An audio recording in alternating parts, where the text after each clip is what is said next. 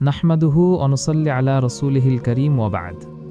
আল্লাহ তাআলা পৃথিবীতে বংশবিস্তারের জন্য মানব সমাজে বিয়ের ব্যবস্থা করেছেন, বিয়ে করতে উৎসাহ দিয়েছেন।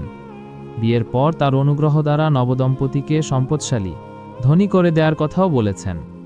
রাসূল সাল্লাল্লাহু আলাইহি ওয়াসাল্লাম জেনা ব্যভিচার থেকে বাঁচার জন্য সময় হলে বিয়ে দিতে দেরি করতে নিষেধ করেছেন। বিয়ে দেরিতে করালে সন্তান যদি কোনো অপরাধ করে ফেলে তার দায়িত্ব পিতাকে নিতে হবে বলেও সাবধান করে দিয়েছেন। সবচেয়ে মারাত্মক রোগ হিসেবে দেখা দিয়েছে ডিমান্ড, দাবি করা। বর কনেকে বিয়ে করবে নগদ মহারানা দিয়ে, এটাই ইসলাম বলে দিয়েছে। কিন্তু মনে হচ্ছে যে মেয়ে পক্ষকেই লাখ লাখ টাকা, টিভি, ফ্রিজ, গাড়ি, বাড়ি, মোটরসাইকেল, জমি জায়গা ইত্যাদি বরকে দিতে হবে, এজন্য মেয়ে বরকে মহারানা দেয়ার মতো।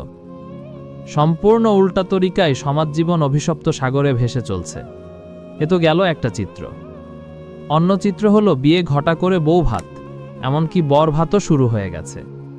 গরিব মানুষ যেন বিয়ের কথা চিন্তা করলে কলিজা শুকিয়ে যাচ্ছে।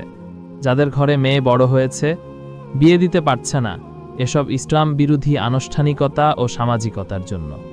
রাসূল সাল্লাল্লাহু আলাইহি ওয়াসাল্লাম সুফিয়া রাদিয়াল্লাহু আনহুর ওলিমা করেছিলেন ছাতু ও খেজুর দ্বারা, কিন্তু এখন গোশত, পোলাও, কাচ্চি বিরিয়ানি, বোরহানি, দই, মিষ্টি, বিভিন্ন প্রকার ড্রিঙ্ক ইত্যাদি সমাহার হয়ে থাকে, যা বিয়েকে কষ্টকর, দুঃসাধ্য ও ব্যয়বহুল করে দিয়েছে।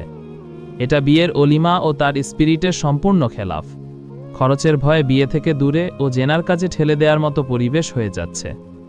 বিয়ের দাওয়াতে নারী পুরুষের জন্য আলাদা ব্যবস্থা না থাকা, বিয়ের দাওয়াতে গিয়ে নামাজ আদায়ের সুযোগ না থাকায় নামাজ নষ্ট করা, গাড়ির ড্রাইভারদের খাবার ব্যবস্থা না করা, গান বাজনার অত্যাচার ইত্যাদি শরীয়ত বিরোধী কাজ থেকে এ সমাজকে আল্লাহ তাআলা হিদায়াত করুন, হেফাজত করুন।